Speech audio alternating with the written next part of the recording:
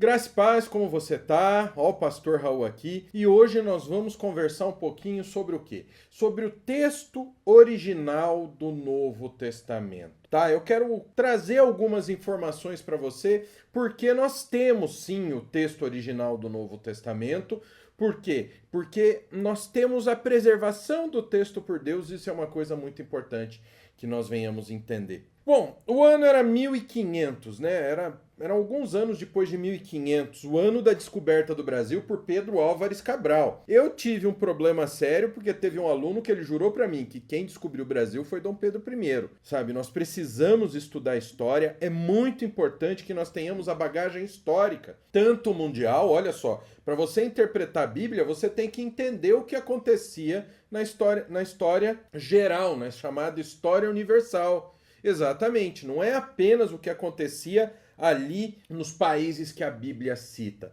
Nós precisamos entender o que acontecia no mundo porque isso influenciava ali no Oriente Médio. Olha na época de Jesus, Israel não era uma nação livre, era uma nação que estava o quê? Que estava sob o domínio estrangeiro, um domínio romano. Roma está na Europa. Israel está lá na boca do Mediterrâneo, lá do outro lado. E nós precisamos levar isso em conta porque muito da cultura romana estava acontecendo, estava fervilhando naquele lugar. Entre eles, a língua. Qual a língua que os romanos falavam? O latim. Então tem muito a ver com o que nós estamos falando hoje. A gente está numa época onde o real conhecimento, o real estudo está sendo jogado no lixo. E isso eu trago para que vocês venham entender, tá bom? Então, no ano de 1500, o cristianismo na Europa Ocidental foi dominada pelo quê? Pela Igreja Católica. A igreja papista dominou. No ano de 1500 ela dominava. Era o Papa que coroava reis, o Papa tinha muito poder naquela época. E o Papa reivindicou o direito exclusivo, tá aqui ó, no meu caderninho. Ele reivindicou para si o direito exclusivo de interpretar a Bíblia. Aí vem aquela questão da tradição e do magistério, onde o que importa é o quê? É o que o Papa e os seus bispos dizem e não o que a Bíblia diz. Por isso que hoje, dentro do catolicismo, nós temos, entre outras coisas, a adoração a Maria. Por quê? Porque o importante não é o que a Bíblia diz. O importante é o que o Papa e seus bispos decidem. Então, por isso que hoje o mediador entre Deus e os homens não é mais Cristo, mas sim a chamada Mãe de Deus, né?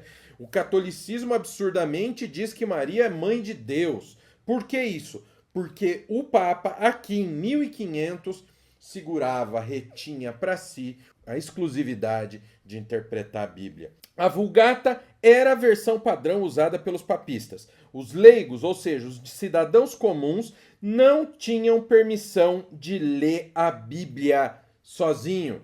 Eles precisavam acreditar no que o padre falava, e mesmo assim o padre lia em latim. Então qualquer ordem que o padre viesse dar, olha, eu não estou nem falando do Papa, estou falando do pároco local. Se o pároco falasse uma maluquice qualquer, o povo acreditava, porque eles não tinham acesso à verdade da Escritura. Olha como a coisa era séria. Se nós pegarmos o que acontece na Igreja Reformada, eu já mostrei aqui para vocês várias vezes o quê? Nós temos nos Estados Unidos uma pastora ateísta que ela estava pastoreando numa igreja cristã e de repente ela começou a pregar ateísmo na igreja e nem o conselho conseguiu tirar ela porque ela entrou na justiça. Então, hoje nós podemos ver, quando o herege René Kivitz lá, ele fala, a última maluquice que eu vi dele é que ele disse o seguinte: ele falou que heresia é quando eu vou ser um herege se eu for contra o sistema que você inventou. Não.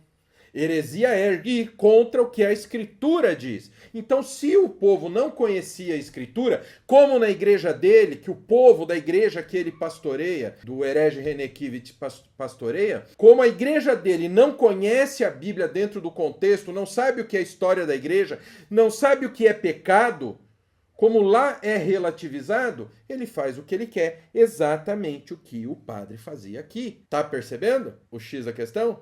Então, como o povo não tinha o direito de interpretar a Bíblia por ele mesmo, os padres falavam o que queriam e faziam o que queriam. Tanto a Vulgata quanto o culto papista eram o quê? Em latim. O latim era uma língua popular, mas a essa altura já era um idioma quase exclusivo dos papistas. Mas, pastor, o senhor não falou que as terras bíblicas viviam sob dominação do Império Romano e lá se falava latim? Exatamente, na época de Cristo, na época da Igreja Primitiva, na época em que Jerônimo traduziu os originais em hebraico e em grego para o latim, que era a língua do povo. Nesta época, o latim já havia morrido e apenas os bispos, o papa, apenas os padres tinham conhecimento dessa língua. E aí, estrategicamente, eles permitiram que a Bíblia, que era a língua vernacular, que era o latim, que era a língua do império, caísse em desuso, propositalmente, porque aí o povo não iria ter acesso à Bíblia. Portanto, o idioma morto foi uma eficaz ferramenta para deixar o povo devidamente afastado das Escrituras.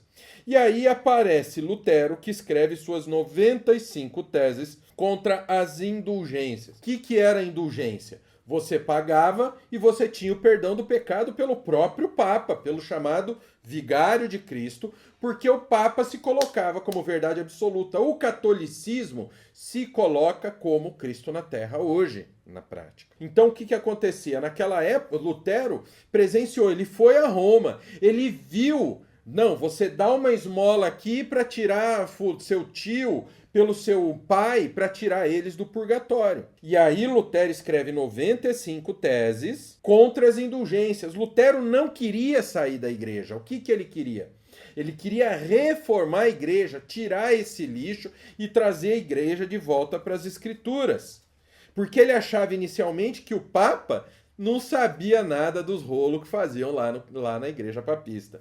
Ele era muito inocente, convenhamos, né? Lutero queria reformar a igreja. Mas com a resistência papista, com Lutero a gente tem o início da Reforma Protestante.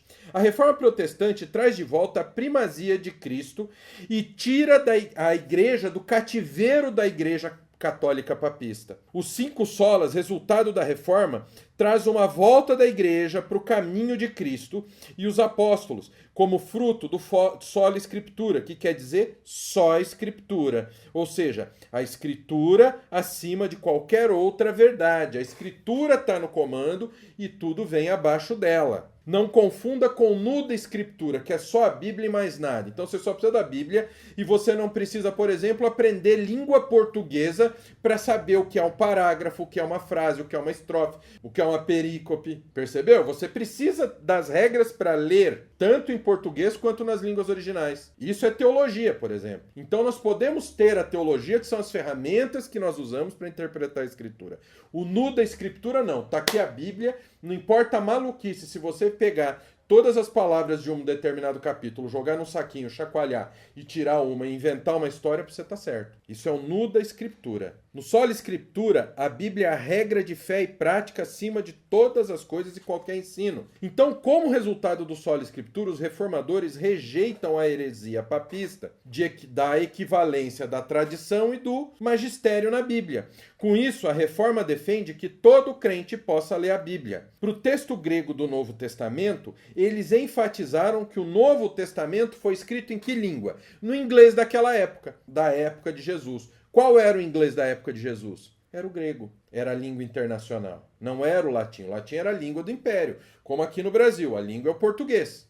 Mas qual é a língua mundial, a língua universal que nós usamos? O inglês. E o Novo Testamento, olha só, o Novo Testamento ele foi escrito em grego, não em hebraico. A versão que nós temos do Novo Testamento em hebraico foi traduzido por hebraico, assim como a versão que nós temos do Antigo Testamento em grego foi traduzido do hebraico. Então o Novo Testamento em hebraico foi traduzido do grego e o Antigo Testamento em grego foi traduzido do hebraico. Olha que coisa interessante, né? Com isso, Erasmo e outros trabalharam para produzir um texto impresso do Novo Testamento em grego, que ficou conhecido como texto grego da Reforma. O ponto de partida foi com Erasmo, que é o chamado texto recebido. Dessa forma, Deus garantiria de forma soberana a preservação do texto do Novo Testamento. Então ele manteve um padrão, ele deu a condições de Erasmo ter acesso a manuscritos de excelente qualidade e com isso ele consegue montar um Novo Testamento em grego confiável. Em 1516, Erasmo publicou a primeira versão do seu texto grego do Novo Testamento. Veja que as 95 teses de Lutero foram publicadas em 1517, um ano depois, na porta do castelo. E Lutero começou a lecionar teologia em 1508. Em 1512, ele se tornou doutor em Bíblia. Em 1515, estudou hebraico e grego para se aprofundar no significado e origem das palavras da Bíblia. Aí, em 1516, Erasmo publica o seu texto grego. Apenas um ano depois, Lutero publica suas teses. Viu como acesso à Bíblia liberta? Então é isso que eu trago para vocês, queridos. A Igreja Papista não permitia que ninguém tivesse acesso às escrituras de verdade. Isso é uma pena, isso é uma temeridade. Mas hoje nós temos a liberdade, nós temos a Bíblia original em nossas mãos. E hoje a gente viu que por mais que os hereges queiram nos afastar da palavra, tanto os papistas quanto os liberais, não é à toa que a Igreja Papista namora tanto com o liberalismo. O Papa atual é um Papa totalmente socialista. Socialismo, uma ideologia de esquerda totalmente incompatível com o Evangelho de Cristo.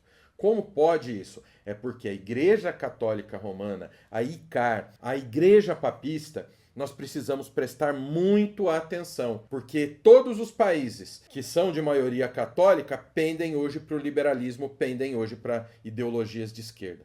Por que será, né? Então não caia na conversa dos hereges por aí, dos apologetazinhos aí, modinhas que se colocam como conservadores totais, querendo trazer você para o lado, na realidade, de um engano. Não caia nos enganos da Igreja Papista, amém? E para você estar seguro, nós temos a nossa formação completa em teologia, onde você vai aprender história universal, você vai aprender história bíblica, história de Israel, história da igreja, ou seja, e nenhum membro de seita, nenhum falso mestre vai conseguir te enrolar. Link está aqui na tela, leia esse QR Code que você tem lá todos os links do Nascido de Novo, inclusive do curso aqui do seminário da nossa formação completa, ou no link da descrição. Estamos aqui à tua disposição para te ensinar. Te espero lá na área do aluno. Até o próximo vídeo, se Deus quiser. Fique com Deus.